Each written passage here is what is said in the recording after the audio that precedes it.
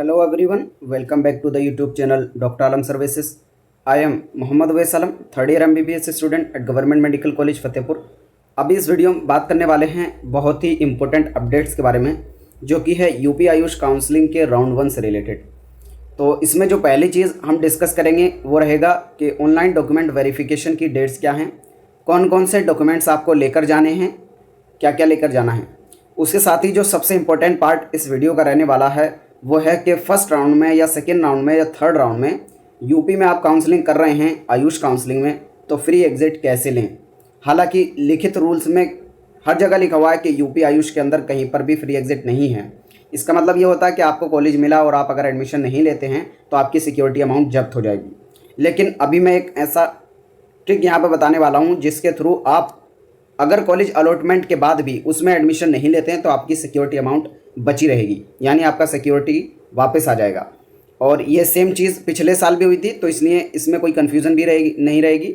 और इसमें अगर आपको कोई डाउट भी होगा तो आप कंफर्म भी कर सकते हैं, जो इनकी हेल्पलाइन नंबर है उस पर। कैसे आप फ्री एग्जिट ले सकते हैं ये मैं सबसे लास्ट में डिस्कस करूँगा। तो सबसे पहले शेड्यूल की तरफ चलते हैं कि अभी तक जो टाइमलाइन है उसके हिसाब से जो चॉइस फिलिंग है उसकी लास्ट डेट आज है। यहाँ से आप पहले शेड्यूल देखेंगे, तो शेड्यूल के हिसाब से अगर आप देखेंगे तो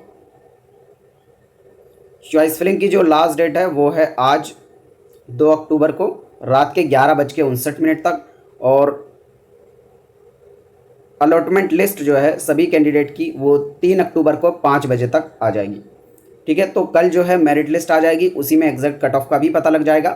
तो बहुत सारे स्टूडेंट की कल क्वेरी थी कट ऑफ से रिलेटेड, क्योंकि मैंने एक्सपेक्टेड कट ऑफ की वीडियो कल बनाई थी, उसमें मैं किसी का भी रिप्लाई नहीं किया हूँ, क्योंकि एक दिन की बात ही है और कल फाइनल रिजल्ट आ जाना है। ये तो एक्सपेक्टेड है फुल कि जो पिछले साल कट ऑफ गई थी उससे लो ही जाएगी, क्योंकि नंबर ऑफ़ कैंडिडेट्स काफ़ी डिक्रीज़ हुए हैं इस साल, तो स्टूडेंट्स का फ़ायदा होता हुआ दिख रहा है इसमें। फिर अगला जो स्टेप है वो है डॉक्यूमेंट्स का वेरिफिकेशन। 4 से 7 अक्टूबर के बीच में होना है, 9 बजे से 5 बजे तक का टाइम रहता है। अब यहाँ पर जो शेड्यूल है आ चुका है, मतलब ऐसा नहीं कोई भी कैंडिडेट कभी भी जा सकता है, रोल नंबर वाइज आप सबको जाना है। तो मैं एक बार जो शेड्यूल है वो दिखा देता हूँ, हालांकि उसमें आपने देखा भी होगा। फिर उसके बाद जो है हम डॉक्यूमेंट्स की तरफ चलेंगे, क्या क्या डॉक्यूमेंट्स हैं। तो यहाँ से पहले जो वेरिफिकेशन का शेड्यूल है उसको आप देखेंगे तो 4 तारीख, पहली बात तो जाना कहाँ है, टोटल 4 दिन होगा, 4 तारीख को, 5 तारीख को, 6 और 7 अक्टूबर को। ये फर्स्ट राउंड के लिए। नोडल सेंटर कौन सा है, राजकीय नेशनल होम्योपैथिक मेडिकल कॉलेज एवं चिकित्सालय हनीमैन चौराहा गोमती नगर लखनऊ, यानी NHMC में आपको जाना है। चाहे आप गवर्नमेंट के लिए कर रहे हो चाहे प्राइवेट के लिए कर रहे हो, सबको यहीं पर वेरिफिकेशन कराना है। मतलब एक ही सिंगल सेंटर है, यहीं पर सबको जाके वेरिफिकेशन कराना है।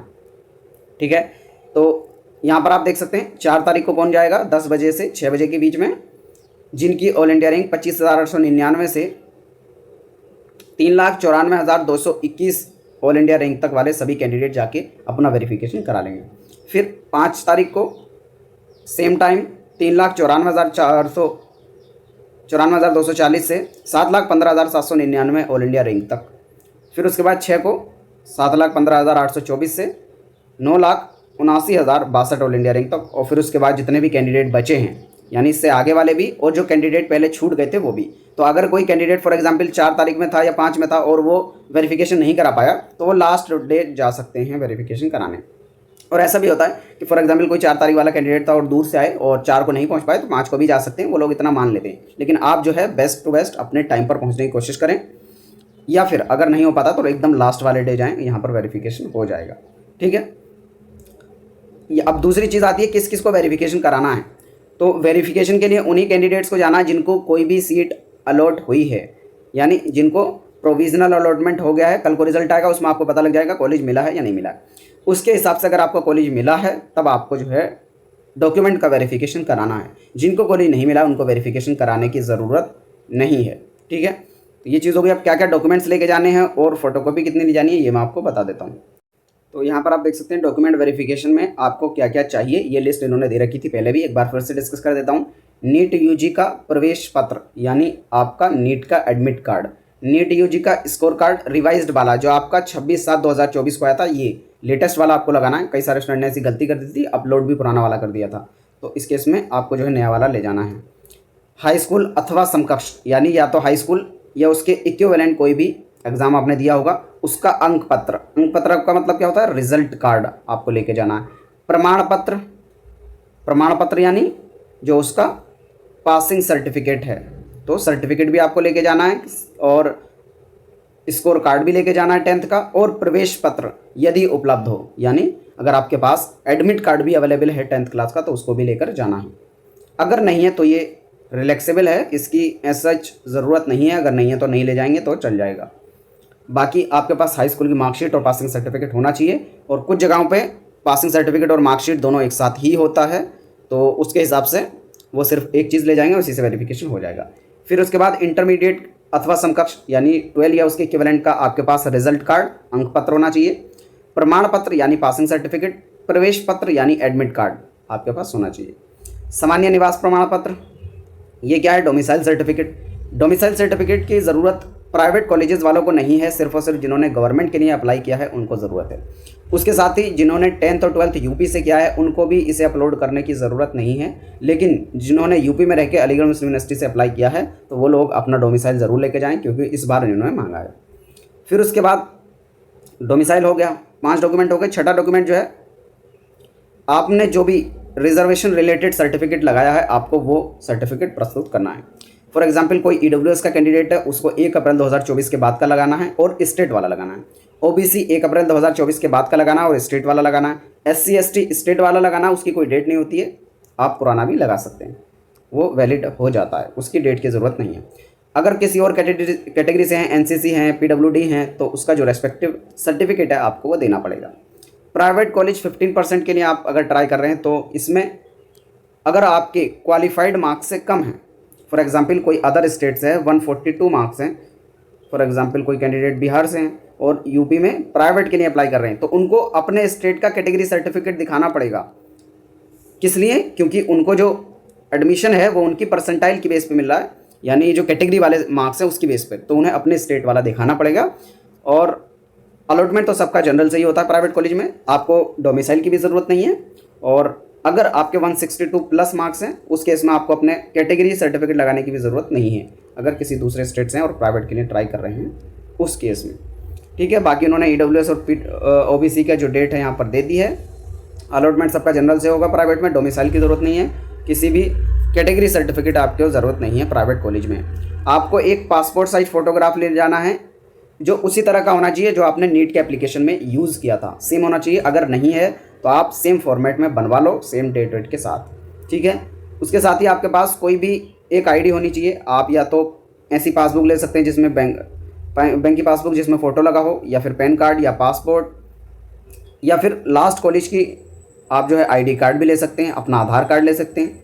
काफ़ी लोग ऐसे होंगे जिनका आधार जो है वेरीफाई नहीं हो पाया था वेबसाइट पे, तो वो लोग भी आधार भी लेके जाएं और जो दूसरा उन्होंने सर्टिफिकेट कोई भी लगाया था उसको भी लेकर जाएं, ताकि दोनों चीज़ों का वहाँ वेरिफिकेशन हो सके। ठीक है, यहाँ पर इन्होंने लिख रखा है, जिन अभ्यर्थियों का पंजीकरण के समय किन्हीं कारणों से आधार प्रमाणीकरण नहीं हो सका है, ऐसे अभ्यर्थी भौतिक सत्यापन के समय आधार कार्ड के साथ उपस्थित होंगे। जिनका पहले आधार वेरिफिकेशन नहीं हो सका है तो वो ज़रूर लेके जाएं, क्योंकि उनका वेरिफिकेशन नहीं हुआ है।